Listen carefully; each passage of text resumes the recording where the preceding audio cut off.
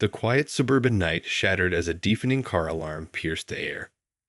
Furious neighbors rushed outside, only to discover the culprit, a busybody HOA president determined to teach someone a lesson. But as tensions flared, a single match would soon ignite an inferno of conflict that would engulf the entire neighborhood. Tina Holloway stormed out of her townhouse, her silk robe billowing behind her. The incessant wail of her neighbor's car alarm had shattered her already restless sleep. "For the love of God, make it stop," she shrieked, glaring daggers at the offending vehicle. Lights flickered on across the quiet cul-de-sac as other residents emerged, faces twisted in anger and annoyance. Tina spotted her HOA president, Margaret Wilkins, standing smugly by the car, her arms crossed. "What is the meaning of this, Margaret?" Tina demanded, marching over. "Do you have any idea how late it is?" Margaret raised a perfectly manicured brow. "I'm simply enforcing the neighborhood's parking regulations, Tina. This car is in violation." "At 2 a.m.? Tina scoffed. "Don't you think this is a bit excessive?" Margaret's eyes narrowed. "The rules apply equally, regardless of the hour. I'm afraid I have no choice but to continue until the owner moves their vehicle." Tina's fingers curled into fists at her sides. "This is ridiculous. You're disturbing the entire neighborhood just to make a point." "Perhaps if the owner had followed the rules in the first place, we wouldn't be in this situation," Margaret countered coolly. Tina's neighbor Sarah joined the fray, her face flushed with anger. "Some of us have to work early in the morning, Margaret. This is completely unfair." Margaret's lips tightened into a thin line. "I'm simply doing my duty as HOA president. If you have a problem with that, I suggest you take it up with the board." "Oh, we'll be taking this up. All right," Tina growled, her eyes flashing. "This has gone too far." The alarm continued to blare, its piercing wail echoing through the night and heightening the tension that crackled between the increasingly agitated neighbors. The following morning, Tina marched into the HOA office, her jaw set with determination. She found Margaret seated at her desk, calmly sipping a cup of coffee. "Good morning, Tina," Margaret greeted her, a hint of smugness in her tone. "What can I do for you?" "You know damn well why I'm here," Tina snapped, slamming her palms on the desk. "That little stunt you pulled last night was completely out of line." Margaret leaned back in her chair, unfazed. "I was simply enforcing the rules as I'm required to do as president." "At 2 a.m., Tina retorted. "You deliberately set off that car alarm to harass the owner, and you know it." Margaret's eyes narrowed. "I have no idea what you're talking about. I was acting within my authority as HOA president." "Authority?" Tina scoffed. "You're abusing your power, Margaret, and the whole neighborhood knows it. This has gone too far." "If the owner had simply followed the rules, there would have been no issue," Margaret replied dismissively. Tina's face flushed with anger. "This isn't about the rules, and you know it. You're using your position to intimidate and bully the residents." Margaret's lips curled into a cold smile. "I'm merely doing what's best for the community. If some people can't handle that, then perhaps they shouldn't be living here." Tina's eyes widened, and she leaned forward, her voice low and dangerous. "Is that a threat, Margaret?" Margaret's smile only widened. "Take it however you like, Tina. But I can assure you, I have no intention of backing down." The tension in the room was palpable, and Tina knew she was dealing with a formidable adversary. This was far from over. Tina stormed out of the HOA office, her mind racing. She knew she couldn't let Margaret's blatant abuse of power go unchallenged, but she also recognized the uphill battle she was facing. As she walked back to her townhouse, she spotted Sarah standing on her porch, a grim expression on her face. "I take it the meeting didn't go well," Sarah said. Tina shook her head. Margaret is digging in her heels. She's completely unapologetic about what she did. Sarah sighed. "I figured as much. That woman is impossible to reason with." We have to do something, Sarah, Tina said, her voice laced with determination. We can't let her get away with this. Sarah nodded. I agree. But what can we do? She's got the entire HOA board in her pocket. Tina's eyes narrowed. Then we need to take this to the next level. It's time to rally the neighborhood. Sarah's eyes widened. You mean like a protest? Tina nodded. Exactly. We need to show Margaret that we won't stand for her bullying tactics. Sarah hesitated. I don't know, Tina. That could backfire. Margaret might retaliate, and the rest of the board could side with her. We have to try, Sarah, Tina insisted. We can't just sit back and let her walk all over us. Sarah sighed, knowing Tina was right. All right, I'm in. But we need to be strategic about this. We can't just charge in blindly. Tina nodded. Agreed. Let's start rallying the troops. It's time to take a stand. The two women set to work, determined to show Margaret Wilkins that the residents of their quiet cul-de-sac were not to be trifled with. Over the next few days, Tina and Sarah worked tirelessly to organize their neighbors. They went door to door, gathering signatures for a petition demanding Margaret's resignation as HOA president. The response was overwhelming, with nearly every resident signing on. With the petition in hand, Tina and Sarah marched back into the HOA office, ready to confront Margaret once again. What is the meaning of this?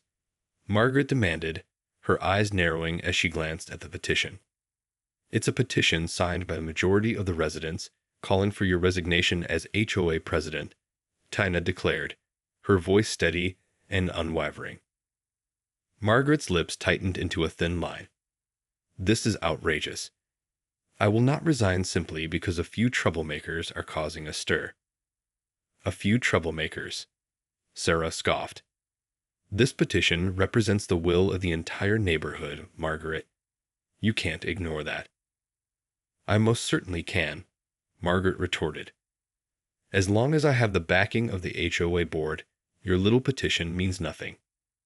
Tina's eyes flashed with anger. So, you're just going to dismiss us? Dismiss the concerns of the people you're supposed to serve? Margaret leaned back in her chair, a smug expression on her face. That's exactly what I'm going to do. The rules are the rules, and as long as I'm in charge, they will be enforced. Sarah shook her head in disbelief. This is unbelievable. You're supposed to be working for us, not against us. I'm working for the greater good of the community, Margaret declared.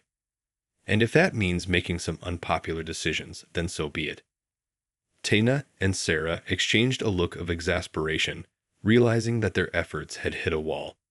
But they were far from defeated. Undeterred, Tina and Sarah decided to take their fight to the next level. They reached out to local news outlets, determined to expose Margaret's abusive behavior and garner public support for their cause. Within days, the story of the HOA president's heavy-handed tactics had made headlines, sparking outrage across the community. Reporters descended on the quiet cul-de-sac, interviewing residents and capturing the escalating tensions. Margaret, sensing the growing public pressure, tried to downplay the incident, claiming that she was simply upholding the HOA's rules and regulations. But Tina and Sarah refused to back down, using the media attention to their advantage. This isn't about rules and regulations, Tina told a local news reporter. This is about a power-hungry HOA president who is using her position to bully and intimidate the residents. Enough is enough. Sarah chimed in, her voice trembling with emotion. We just want to live in peace and have a sense of community. But Margaret has turned our neighborhood into a battlefield, and we won't stand for it any longer. The news segment aired, and soon the story had gone viral, with social media users across the country expressing their outrage and support for the embattled residents. Margaret, now facing a barrage of public scrutiny, tried to rally the HOA board to her side, but her efforts were in vain. Residents flooded the next board meeting, demanding her resignation, and several board members, fearing the backlash, were forced to distance themselves from the beleaguered president. Tina and Sarah watched with a sense of satisfaction as Margaret's once ironclad grip on power began to slip. They knew that the fight was far from over, but they also knew that they had the momentum on their side. As the public outcry against Margaret's actions continued to grow, the HOA board was forced to take action. Faced with the prospect of a full-scale revolt, they called an emergency meeting to address the situation. Tina and Sarah were invited to attend, and they arrived at the HOA office with a sense of cautious optimism. They were determined to hold Margaret accountable and ensure that the residents' concerns were finally heard. The meeting was tense, with Margaret stubbornly defending her actions and insisting that she had done nothing wrong. But as the board members listened to the residents' impassioned pleas, it became clear that the tide was turning against the embattled HOA president. One by one, the board members spoke up, expressing their discomfort with Margaret's increasingly heavy-handed tactics and the damage they were doing to the community. Even some of her staunchest supporters were forced to acknowledge the gravity of the situation. Tina and Sarah watched with bated breath as the board members debated and deliberated. Finally, the board president, a usually quiet and reserved man, stood up and cleared his throat. After careful consideration, the board has decided that the best course of action is to remove Margaret Wilkins from her position as HOA president, effective immediately, he announced, his voice solemn. Margaret's face went pale, and she immediately rose to her feet, her eyes blazing with fury. "You can't do this," she shrieked. "I've done nothing wrong." Tina and Sarah exchanged a triumphant glance, knowing that their hard work and perseverance had paid off. The residents of the quiet cul-de-sac had won a hard-fought victory, and they couldn't wait to see what the future held. The aftermath of Margaret's removal as HOA president was a whirlwind of activity. Tina and Sarah were hailed as heroes by their neighbors, who celebrated the end of Margaret's reign of terror. However, Margaret was not about to go down without a fight. Incensed by her unceremonious ouster, she threatened legal action against the HOA board, claiming that her removal was a violation of her rights. Undeterred, the board members stood firm, citing the overwhelming public outcry and the residents' petitions as justification for their decision. They made it clear that they would not be intimidated by Margaret's threats and that they were committed to restoring a sense of community and trust within the neighborhood. Tina and Sarah were called upon to testify before the board, recounting their interactions with Margaret and the escalating tensions that had led to the confrontation. Their accounts were corroborated by numerous other residents, paint a damning picture of Margaret's abusive behavior. As the legal battle raged on, the neighborhood banded together, organizing community events and initiatives to heal the wounds left by Margaret's divisive tenure. Residents who had once been strangers now found themselves united in a common cause, determined to rebuild the sense of community that had been so sorely lacking. Tina and Sarah, once reluctant leaders, found themselves at the forefront of this effort, working tirelessly to bring the neighborhood together and to ensure that such abuses of power would never happen again. The legal battle with Margaret dragged on for months, but the residents remained resolute, knowing that the stakes were too high to back down. And in the end, their persistence paid off, as the courts ultimately ruled in their favor, upholding the HOA board's decision to remove Margaret from her position. With Margaret's removal and the legal battle finally behind them, the residents of the quiet cul-de-sac could finally breathe a sigh of relief. The neighborhood had been through a tumultuous ordeal, but they had emerged stronger and more united than ever before. Tina and Sarah, the unlikely heroes of the story, were celebrated for their courage and unwavering commitment to their community. They had not only stood up to Margaret's bullying tactics, but had also inspired their neighbors to come together and fight for the values they held dear. As the dust settled, the residents set about the task of rebuilding their neighborhood, determined to create a true sense of community that had been sorely lacking under Margaret's reign. They organized block parties, neighborhood cleanup days, and other events that brought everyone together in a spirit of camaraderie and goodwill. The HOA board, now under new leadership, made a concerted effort to be more transparent and responsive to the residents' concerns. They revised the community's bylaws to include stronger safeguards against abuse of power and implemented new policies to ensure that the voices of all residents were heard. Tina and Sarah, having proven their mettle, were approached by several of their neighbors, who urged them to run for positions on the HOA board. Recognizing the opportunity to continue their work and ensure that the community's interests were always at the forefront, they agreed and were elected with overwhelming support. As they took their seats on the board, Tina and Sarah knew that their fight was far from over. There would undoubtedly be more challenges and obstacles to overcome, but they were ready. They had tasted the sweet victory of standing up to injustice, and they were determined to ensure that the residents of their quiet cul-de-sac would never have to face such a battle again.